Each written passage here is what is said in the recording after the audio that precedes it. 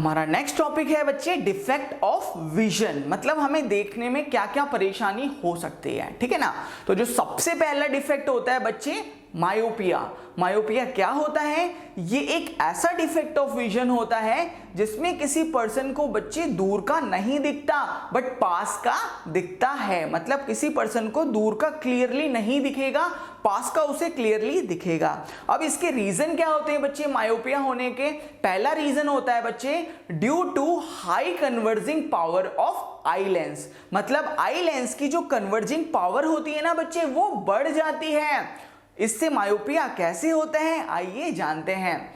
जब हमारी लाइट रे किसी मायोपिक आई में पड़ती है ना, तो जैसे हमें पता है कि जैसे ही लाइट रे किसी मायोपिक आई लेंस पे पड़ेगी तो उस आई लेंस की कन्वर्जिंग पावर ज्यादा हो जाती है, तो जिसके कारण वो लाइट रेज ज्यादा एंगल से बैंड होगी, मतलब ज्यादा बैंड होगी, जिसके कारण बच्चे वो इमेज रेटिना से पहले ही बनाने लग जाती है और हम कहते हैं कि पर्सन को मायोपिया हो गया है। तो मायोपिया में इमेज जो होता है बच्चे वो रेटिना से पहले ही बनने लग जाती है।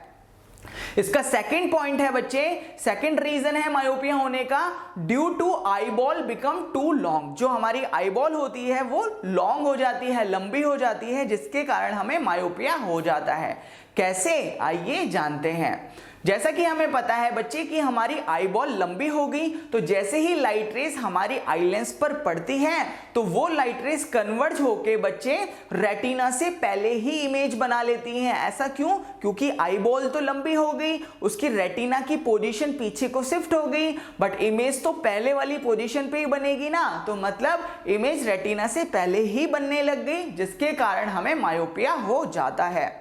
अब क्वेश्चन इज दैट बच्चे कि अगर किसी पर्सन को मायोपिया से बचना होगा तो उसे क्या करना चाहिए, मतलब उसे अपना विजन ठीक करना हो, अपनी आंखें ठीक करनी हो तो उसे क्या करना पड़ेगा बच्चे, आइए जानते हैं। जैसा कि हमें पता है बच्चे कि मायोपिया में जो हमारी आई लेंस है उसकी कन्वर्जिंग पावर ज्यादा हो जाती है, तो हमें अपने आई लेंस की कन्वर्जिंग पावर को कम करना पड़ेगा। तो अगर हमें अपनी आई लेंस की कन्वर्जिंग पावर को कम करना है बच्चे तो हम एक ऐसा लेंस लेंगे जो कि उसके अपोजिट काम करता हो, मतलब कन्वर्जिंग पावर के अपोजिट काम करता हो, मतलब लाइट को डाइवर्ट करता हो। तो ऐसा लेंस है बच्चे concave lens. Concave lens light को डाइवर्ट करता है। तो अगर किसी पर्सन को मायोपिया से बचना है, उसे अपनी आंखें ठीक करनी है, तो उसे कॉन्केव लेंस का चश्मा पहनना पड़ेगा।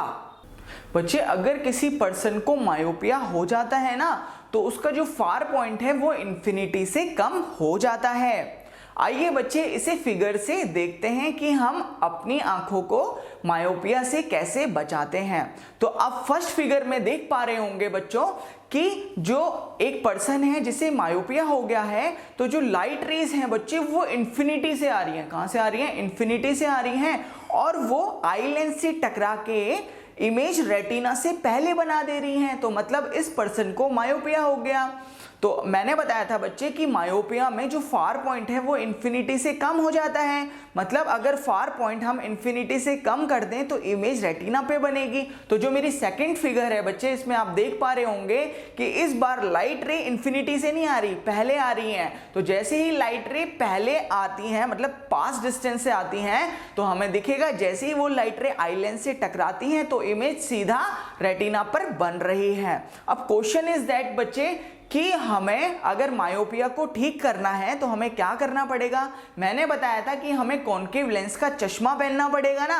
तो ओके, तो हमें जो नेक्स्ट फिगर है बच्चे उसमें दिख रहा है कि हमने आई लेंस के आगे एक कॉन्केव लेंस लगा दिया है, ठीक है ना। तो अब क्या होगा, जो लाइट रेज होगी वो पहले कॉन्केव लेंस पे टकराएगी। तो कॉन्केव लेंस क्या करेगा, कन्वर्जिंग पावर को क्या कर देगा बच्चे, कम कर देगा लाइट रेस की, और फिर उसके बाद वो लाइट रेस कहां जाएंगी बच्चे, कॉन्वेक्स लेंस के पास जाएंगी। कॉन्वेक्स लेंस के बाद कन्वर्ज होने के बाद लाइट रे रेटिना पर इमेज बनाएंगी, जैसा कि आप फिगर में देख पा रहे होंगे। हमारा नेक्स्ट इफेक्ट ऑफ विजन है हाइपरमेट्रोपिया। हाइपरमेट्रोपिया क्या होता है, ये एक ऐसा डिफेक्ट ऑफ विजन है बच्चे जिसमें किसी पर्सन को पास का क्लियरली नहीं दिखता पर उसे दूर का दिखता है। इसे लॉन्ग साइटेडनेस भी कहते हैं। स्टूडेंट इसमें जो नियर पॉइंट होता है ना हाइपरमेट्रोपिया में, वो 25 सेंटीमीटर से ज्यादा हो जाता है। मतलब अगर किसी पर्सन को हाइपरमेट्रोपिया हो गया है तो उसका नियर पॉइंट 25 सेंटीमीटर से ज्यादा होगा। मतलब उसे देखने के लिए क्या करना पड़ेगा, बुक को थोड़ा पीछे को ले जाके देखना पड़ेगा।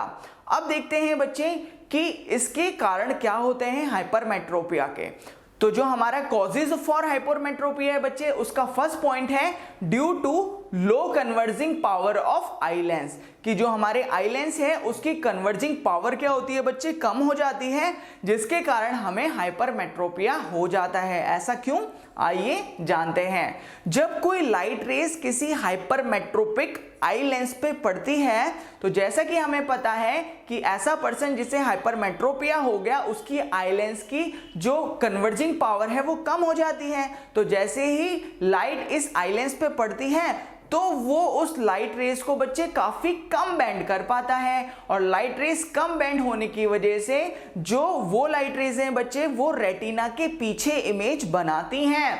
तो इसलिए जो हमारा हाइपरमेट्रोपिया होता है बच्चे उसमें इमेज रेटिना के पीछे बनती है। इसका जो सेकंड रीजन होता है बच्चे कि आई बॉल क्या हो जाता है, बिकम टू शॉर्ट। क्या हो जाता है, आई बॉल काफी छोटा बन जाता है, जिसके कारण हमें हाइपरमेट्रोपिया हो जाता है। बच्चे जब आई बॉल काफी छोटा हो जाता है तो क्या होता है बच्चे, जो रेटिना की पोजीशन है ना वो क्या हो जाती है, पीछे की तरफ क्या हो जाती है बच्चे, शिफ्ट हो जाती है, मतलब वो भी छोटी हो जाती है। तो बच्चे जैसे ही लाइट रेज आई लेंस पे पड़ती है तो लाइट रेज बच्चे आई लेंस से क्या होती है, आई लेंस से टकरा के कन्वर्ज होके बच्चे जो इमेज है वो रेटिना के पीछे बनाने लगती है, जिसके कारण हमें पता चलता है कि पर्सन को हाइपरमेट्रोपिया हो गया है। अब क्वेश्चन ये है कि अगर हमें हाइपरमेट्रोपिया को ठीक करना हो तो हमें क्या करना पड़ेगा। तो हमें पता है बच्चे हाइपरमेट्रोपिया कैसे होता है, जब आई लेंस की कन्वर्जिंग पावर कम हो जाती है तो पर्सन को हाइपरमेट्रोपिया होता है। तो हमें उस आई लेंस की कन्वर्जिंग पावर को बढ़ाना होगा, और कन्वर्जिंग पावर कौन बढ़ाता है, मतलब लाइट को कन्वर्ज कौन करता है बच्चे, कन्वेक्स लेंस करता है। तो हम क्या करेंगे, अपनी आंखों के आगे एक कन्वेक्स लेंस का चश्मा पहन लेंगे और हाइपरमेट्रोपिया क्या हो जाएगा बच्चे, ठीक हो जाएगा। तो जिस पर्सन को हाइपरमेट्रोपिया होता है वो कॉन्वेक्स लेंस का चश्मा पहनते हैं। अब हम देखेंगे करेक्शन ऑफ हाइपरमेट्रोपिया डायग्राम की हेल्प से, मतलब हम हाइपरमेट्रोपिया को कैसे ठीक कर सकते हैं, आइए डायग्राम से समझते हैं। जैसा कि आप फर्स्ट डायग्राम देख पा रहे होंगे बच्चे, इसमें जो लाइट रे है वो इंफिनिटी से आ रही है, बहुत दूर से आ रही है, आई लेंस से टकराई लाइट रे, और हमें देखने को मिल रहा है कि इमेज हमारी रेटिना के पीछे बन रही है, जिससे हमें पता चल रहा है कि इस पर्सन को हाइपरमेट्रोपिया है। अब अगर हमें इसके हाइपरमेट्रोपिया को ठीक करना है, करेक्ट करना है, तो हमें क्या करना होगा, मैंने बताया था कि अगर हाइपरमेट्रोपिया को ठीक करना होता है तो हमें कॉन्वेक्स लेंस के स्पेक्टिकल पहनने पड़ते हैं। तो अब हम क्या करेंगे बच्चे, नेक्स्ट डायग्राम में हमने आई लेंस के आगे एक कॉन्वेक्स लेंस लगा दिया, तो जैसे ही लाइट रे इस कॉन्वेक्स लेंस से टकराई तो लाइट कन्वर्ज होगी बच्चे। तो ये दो कन्वेक्स लेंस ने मिलकर लाइट की कन्वर्जिंग पावर को बढ़ा दिया और इमेज को रेटिना पर बना दिया। हमारा नेक्स्ट टॉपिक है प्रेसबायोपिया। प्रेसबायोपिया क्या होता है स्टूडेंट, ये एक ऐसा डिफेक्ट ऑफ विजन है जिसमें जब पर्सन ओल्ड हो जाता है या बूढ़ा हो जाता है तो उसे पास का दिखना बंद हो जाता है, बट उसे दूर का दिखता है। तो स्टूडेंट इस बीमारी को हम कहते हैं प्रेसबायोपिया। स्टूडेंट जो प्रेसबायोपिया में नियर पॉइंट है ना वो भी 25 सेंटीमीटर से ज्यादा हो जाता है, और प्रेसबायोपिया को ठीक करने के लिए हमें कॉन्वेक्स लेंस के स्पेक्टिकल्स पहनने पड़ते हैं, जो कि हम हाइपरमेट्रोपिया में भी पहनते हैं। हमारा नेक्स्ट टॉपिक है कैटारैक्ट। कैटारैक्ट क्या होता है स्टूडेंट, ये एक ऐसा डिफेक्ट ऑफ विजन है जिसमें जब कोई पर्सन ओल्ड हो जाता है ना तो उसके आई लेंस के ऊपर एक क्लाउडी मेम्ब्रेन चढ़ने लग जाती है स्टूडेंट, जिसके कारण उस ओल्ड पर्सन को ब्लड विजन दिखने लगता है। और स्टूडेंट अगर इसका ऑपरेशन टाइम पे नहीं किया गया तो पर्सन की विजन कंप्लीटली खत्म हो सकती है। इसके ऑपरेशन में क्या करते हैं स्टूडेंट इसके ऑपरेशन में जो हमारी क्लाउडी मेम्ब्रेन वाली आई लेंस है ना, उसे निकाल देते हैं, उसकी जगह एक आर्टिफिशियल लेंस लगा देते हैं। हमारा नेक्स्ट टॉपिक है dispersion of light. Student dispersion of light क्या होता है? स्टूडेंट हमारे न्यूटन जी ने एक एक्सपेरिमेंट किया जिसमें उन्होंने एक व्हाइट लाइट को ट्रायंगुलर प्रिज्म से पास किया। तो उन्होंने क्या देखा कि जो व्हाइट लाइट थी ना बच्चे, वो 7 कलर्स ऑफ लाइट में कन्वर्ट हो गई, जिसे उन्होंने कहा कि ये स्पेक्ट्रम ऑफ व्हाइट लाइट है। तो इस पूरी प्रोसेस को उन्होंने डिस्पर्जन ऑफ लाइट का नाम दिया, क्योंकि इसमें हमें व्हाइट लाइट से 7 कलर्स ऑफ लाइट देखने को मिल रही है, इसलिए उन्होंने इस एक्सपेरिमेंट को डिस्पर्जन ऑफ लाइट का नाम दिया।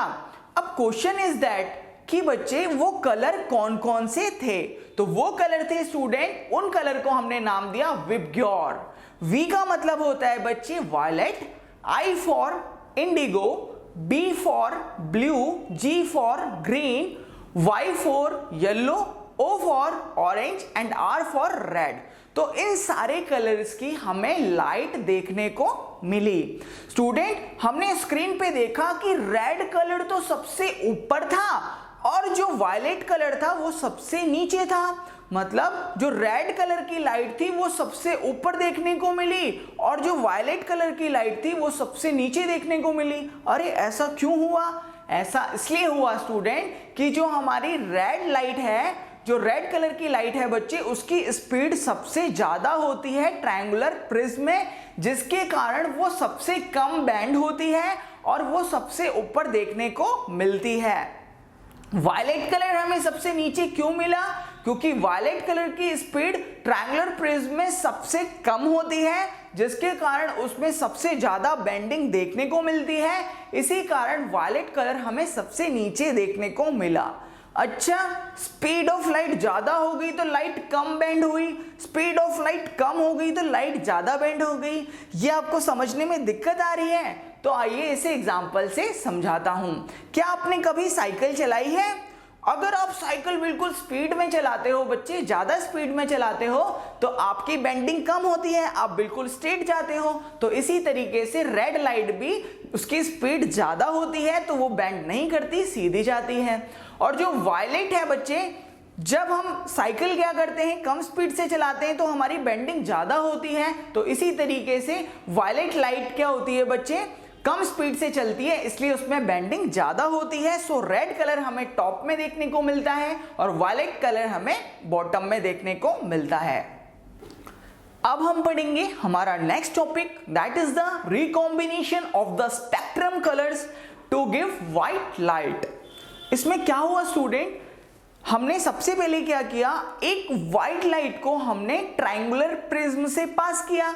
जैसा कि हमें पता है कि अगर एक व्हाइट लाइट को हम ट्रायंगुलर प्रिज्म से पास करते हैं तो वो व्हाइट लाइट 7 कलर्स में कन्वर्ट हो जाएगी, 7 कलर्स ऑफ लाइट में कन्वर्ट हो जाएगी।